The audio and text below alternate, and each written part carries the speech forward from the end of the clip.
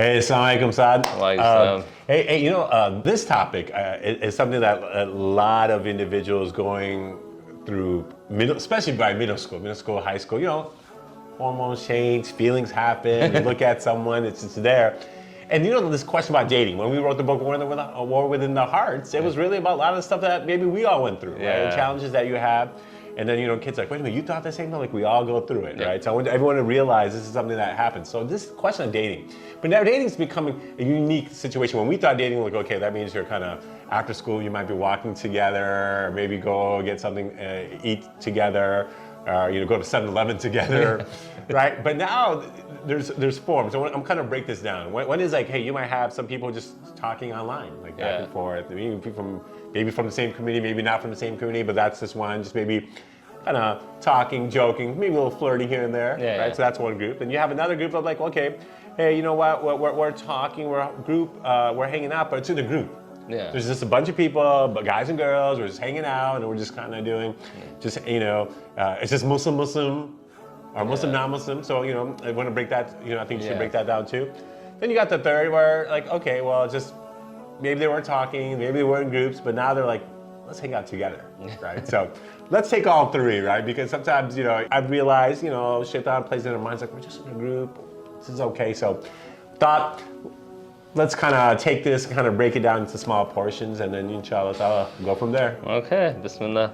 We have to just start from the very, very beginning. Yes. Allah SWT has made us not to be solitary creations. We were not made to be that way. Yes. If that was the case, when Adam alayhi was in paradise, he would have just enjoyed it alone. Yeah. Allah Ta'ala, to complete that experience in paradise, created for him a wife, a spouse, Hawa alayhi salam, Adam and Eve. That's where this whole idea comes from. Right. And so to be alone is not going to be something that everyone does. A few people might have that, Imam Ibn Taymiyyah rahmatullah alayhi, he never married. Imam Nawawi rahmatullah alayhi, never married. Some people don't. Others say, no, I want to have that partner in my life that I can share different experiences with. And to get to that partner, one of the natural mechanisms that Allah made within us, feelings. Yep. And we see that Rasulullah SAW, one man came to him and informed him that he's going to get married. The Prophet ﷺ asked him a simple question: have you seen her yet? Because nowadays this might be a little archaic, we might not understand it, but before arranged marriages were more common. Right. And so he said, no, he said, go see her. Because so depending on the narration, it mentions that in the eyes of the Ansari women, there's something there. It might cause more attraction, etc. But just to see her will grow love for you, for that individual. And so the Prophet ﷺ would never have encouraged something that was haram, to have feelings for someone. Right. And there's different narrations that exist that show this, and for a different time maybe. So if someone's having feelings, great. You're having a natural experience. Let's go with... So no sin? No. Okay, awesome. Yeah, I mean, I have a 15-year-old. Do you have a 17-year-old or 16-year-old? Yeah, 17. 17, yeah. I mean, it's just one of those things that you grow up, and you were 17 at one point. Yes. I was 15 at one point. Yes. These are feelings that we all have. I'll have it. Okay, then the second thing now comes into, okay, if you have these feelings, and you want to spend time with that person, in these different capacities that you mentioned, online, in person with a group, in person alone, is that okay? So our deen has made boundaries and guidelines for everything. I mean, to the extent if you're playing basketball on the court, there's guidelines. There's guidelines how to dress, what not to say, etc. They are there. So if a person wants to be with someone, there are guidelines in the deen that make it permissible. And there are things that the Prophet ﷺ warned us against. And one of the things that he mentioned was that if a man and woman are alone, the third person there will be shaytan. And shaytan is not there to encourage you to make dua, or to do more dhikr, or to do anything positive for that matter, spiritually at least. Rather, he wants to misguide us. And so this being alone concept goes into that part that you're asking about, being online together and speaking together. Just because two people are not in a room together doesn't mean that they're not alone. This idea of khalwa, to be alone or share that moment of being alone, it could happen virtually. It can happen over the phone. So if a guy and girl are speaking together and they're in their own respective bedrooms, or they're on their own cars, etc., there could still be a sense of khalwa there because no one knows what's happening in that conversation. Gotcha. So I don't want to get into too much of the fiqh aspect of it, I just want to ask some practical questions. The first question I would ask myself, I would say, okay, if my parents are listening to this conversation, am I good with it? Yes. And if I were to say, yeah, okay, I would be good with it. Okay, if my teachers were there, would I be okay with it? Or the local imam? Maybe. If the Prophet ﷺ was there and watching, would I be okay with it? Maybe, maybe not. Well, Allah is watching, right? And I want to encourage everyone to recognize that you don't have to always go back to Quran, Hadith to get everything. Right. Sometimes Allah will give you a natural feeling in your heart, and if it feels off, chances are there's something that's a little off. So like that. So like having that like internal haya. So, but Yes. And sometimes I want you someone's. Would you also say that? Hey, you know how you brought up like if your parents heard this conversation, would they be happy with this, right? And I think that because sometimes even individuals, where sometimes you get kind of justified like, well, I'm okay with this, right? So the question here is also, hey, would your parents be okay with this? Yeah. Would the local imam would be open, or someone that you respect from exactly, or even the Prophet ﷺ, hey, if you heard this conversation, would you be okay with it? Yeah. Because I know a lot of times kids are like, well, I'm cool with it. Yeah. because we've kind of through time just kind of get desensitized out of your conversation. So I just want to kind of make sure. Okay, so you have that conversation there. Okay, yeah, go ahead. Sorry about that. And then and then content is really important. Yeah. There's a scholar whose name I'm not going to mention, but he mentioned a very interesting point. He lives in a part of the Arab world, and he mentioned a really interesting point. He said, look, for me, my wife is the most beautiful person for me. He said maybe because she is, and maybe because I live in an area where the women, they cover themselves and we don't have easy access to internet, etc. So because I've only been exposed to her, I think she's the most beautiful person. Now let's take it back to online conversations. The majority of the people who speak online at an early age are likely not going to marry one another. They're doing it for some fun, some enjoyment, it feels good, etc. Now eventually when you get married, this is a very special part of you, your personality, your spouse's personality. If it's been shared with 15, 20, 30, 50, 100 other people, it's no longer unique. Like one of the unique things about marriage is like, okay, my wife is sharing something about herself with me that no one else knows, and vice versa. And I want to encourage everyone, instead of talking about halal, haram, talk about the benefits. Like, hey, I never told anyone this before, and now you create an emotional bond. Hey, no one else knows this about me, and you created this emotional bond. It's cool. Yeah, so I want to encourage that because a lot of the conversations online are honestly, they're not very like sexual in nature initially. You're just talking. But those are things that you can really say for someone that you're going to have this deep, lifelong relationship with, and that will help really nurture it to be something special. And also, when two people are talking, what happens is when you get into some personal information, there's emotions. Oh, absolutely. Right? So it might be, sometimes the girl might be like, I'm just asking you for advice, and the guy starts getting emotional about having feelings. Or vice versa, it could be the opposite where guys are like, look, I'm just being here as a friend. Well, now, but you've helped me. And now that becomes a connection. And then now something that maybe started off with good intentions can lead up to stuff, right? I mean, I think that's something to kind of keep in mind. Yeah, I mean, everything like you grew up playing basketball. If you speak about basketball, you're eventually going to get excited about it. Right. You might even get emotional about certain games, etc. That's because anything you care about, you want to share with someone about whom you care. But if you care about it, that means there's some emotional tie there. So this is a whole experience. Agree. Yeah. That's like when parents cook meals for you and like you choose to go out to eat.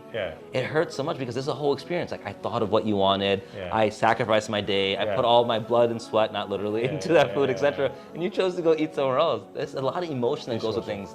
And we were talking about, so what how you say that's individual, right? So what about now, group setting? Yes. You're like, okay, hey, so now I got 3 of my buddies, we're all hanging out, or maybe, it could be 3 guys, 2 girls, 4 guys, 2 girls, we're just kind of having that, we're going out to a movie, then maybe we're going to go out to eat. What about that situation? It's funny, I was speaking to a student recently, he's a high school student, and he was explaining how things have changed since when I was younger. And I'm like, yeah, I'm sure it has. But I feel that there's certain constants that exist within males and females, and that is, being a guy, I can say that guys, we are attracted to people, and sometimes it doesn't start out where you see someone like, oh man, who's that, and you want to be with her, but eventually over time, you grow attracted. Now, if you're with a group of people, granted, you can say, now it's not only us two, shaytan's not the third, but is it even permissible for people who are not related to have that type of, because what's going to happen in these social gatherings? Sometimes there's physical contact. Yeah. High fives, hugs, etc. Like, we just have to be honest. Even a fist bump, Right. it's not permissible. No matter how much we want to spin it, it's not okay. Then, okay, fine, you're sitting in that gathering and maybe you're not alone, but at that time, very playful, very, very jovial. In that type of setting, you send out vibes, that other person receives it, and then that begins to lead to the eventual being personal and alone. Gotcha. I don't know, what do you think about it? Yeah, I think it's if we go back and think about what's amazing, Allah SWT gave it to Adam alayhi salam, right? He doesn't say to, from the tree, don't eat from the fruit. He goes, don't go near it. Don't go near it, yeah. And it's the same in La taqrabu zina. Like, don't go. It's not don't commit fornication, to go near it. And this is where for young ones and all of us, and this is not even just for you. This is all of us, even adults. Yeah, absolutely. Is that when you put yourself in a situation that can lead to something. Yes. So what happens in group settings? It could be like a hangout. It could be a party. Just like when they start drinking alcohol. No one just says one day, like, man, I can't wait today, I'm just going to go drink alcohol. It's mostly you're around someone's trying, like, let me try it, or let me smoke. So I think that same concept, what we're trying to get at is that when we're in a group settings where talks or conversations, it can lead to something. Yeah, no doubt about there's academic work or schoolwork, but when there's a social gathering and when you're around other factors, it's human nature. It's just like someone's like, man, I think she likes you. No, she doesn't, come on. No, let's go. Oh, okay, we got your back. Those things happen. Yeah, right? absolutely. And I think that's where young ones, we want you to realize, and all of you who are listening, this again, a lot of our focus is it's from middle school to high school age, is we all know someone who came with right things and they kind of got in too deep and like, oh my God, what to do, or the drama, right? And then what happens is that you start getting one relation to have that relation. You see even people who might have several relationships and how much toll it takes on them. Yeah. Right. And I feel sometimes even for ladies where they feel like they have to accommodate for that guy just so they can like him. And they sometimes break their barriers, which they don't want to do, but they have to do so that person could be a part of that group. And sometimes you have that with girls and you have that with guys too, right? Even you're like, well, guys are like, oh, I need you to do this or try this so you could be a part of us. Yeah. And I think that's something cutting out the roots and saying with the friends, I feel plays a big part. Just like when you go into I know clubs are back then, but when we grew up, big clubs and so on and so forth. So the idea would be like something like, well, I'm just going to go listen to the music. You listen, but then after music, you might want to go, okay, I'm going to dance, but I'm not going to dance I'm going to dance by myself. Okay, well, I might dance, but I'm not going to touch the girl. Okay, if I touch the girl, but it was just going to be like nothing more physical. Yeah. Every time you go, it's going to you want it slowly. That's why if you see even commercials, right? The people dancing with the alcohol. You make connections. Yes, you don't just have. Yeah. If you don't just see a commercial without no music and they're just moving down. You're like, what's going on? So I think there's a lot of that things that encompasses, and I want to reminding everyone that Iblis said, look, I'm going to come from the front, I'm going to come from the back. There's an ayah about this, come from the right, come from yes. From the front, from the back, from the right, from the left. He's attacked from all directions. And so shaitan's not going to be like, this is haram. Yes, absolutely not. Yeah. So he's going to come in ways where it's killing us softly. Yes. And I think that's something that really just I think plays a big part regarding this whole concept with kids. Like, man, all of us, we're going to go through emotions, and there's a set process. And now some of you guys might be like, well, what happened when it is the right time? I understand that. Right now we're just kind of focusing on middle school, high school. Different time, yeah. Right, but I think again, then there is this other part of dating. But Muslim or non-Muslim, anyone dating is dating haram. Yeah, sometimes people say, well, they're not Muslim, so it's okay. Yeah. No, or sometimes people say, I'm going to marry her anyway, it's okay, she's Muslim. No, this is all across the board, no. Last thing I do want to mention, guys, the reason we didn't talk about halal, haram, I mean, we both agree that you're not allowed to date Islamically, is that just to hear haram, say, okay, fine, I'm just going to file it away somewhere in the back of my mind.